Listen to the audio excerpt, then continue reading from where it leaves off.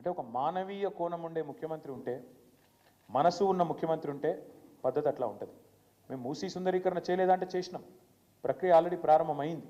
ఈ రోజు కూడా ఈ నిమిషం మీకు కెమెరాలతోని నాగోల్ కాడికి పోతే మీకే కనబడుతుంది. 4-5 కిలోమీటర్ల వాకింగ్ ట్రాక్లు, ఓపెన్ ఎయిర్ జిమ్లు, పార్కులు, ఉప్పల్ బగాయత్ పక్కనే ఉండే ఆ లేఅవుట్ మొత్తం సుందరీకరణ చేసినాం, చేయలేదని కాదు.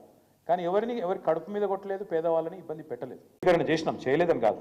కానీ ఎవరి కడుపు మీద కొట్టలేదు, పేదవాళ్ళని ఇబ్బంది పెట్టలేదు. అది మా విధానం. 100% ఎస్టీపీలు పూర్తి చేశాం. గోదావరి నీళ్ళని తెచ్చే ప్రణాళికలకు కూడా కేబినెట్ ఆమోదం చెప్పినాం.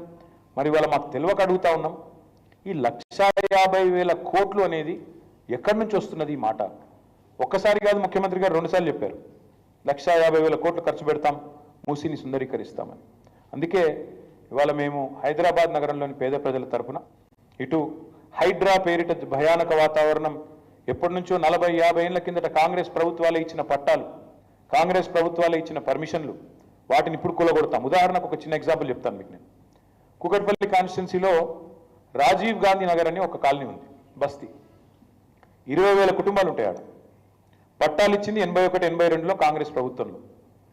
ఇవాళ అదే కాంగ్రెస్ ప్రభుత్వం యొక్క ఉప ముఖ్యమంత్రి మొన్న ప్రజెంటేషన్ ఇస్తాడు, ఆ చెరువు ఏదో ఆక్రమణ అయిపోయింది, ఆడ అయిపోయిందని.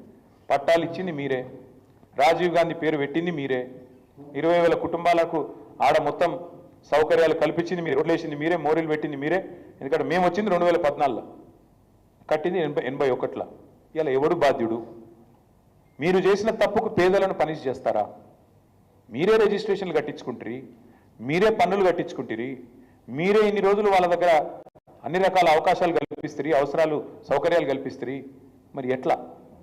అందుకే ఆలోచన లేకుండా, అనాలోచితంగా, బాధ్యత లేకుండా ఇష్టారీతిన ప్రజలను భయభ్రాంతులకు గురి చేస్తూ పేదలకు ఏ దిక్కు లేదన్నట్టు వ్యవహారం చేస్తే ప్రధాన ప్రతిపక్షంగా బీఆర్ఎస్ పార్టీ ఊరుకోదు. మేమందరం నిర్ణయం తీసుకున్నాం. హైదరాబాద్ నగర శాసనసభ్యులు, శాసన మండలి సభ్యులు, అదేవిధంగా ఇతర సీనియర్ నాయకులు, మేము హైదరాబాద్ బస్తీ ప్రజలకు, పేద ప్రజలకు అండగా ఉంటాం. ఎవరు ముందుకు వచ్చినా రాకపోయినా బీఆర్ఎస్ ఒక రక్షణ కవచంలాగా వారికి అండగా ఉంటుంది.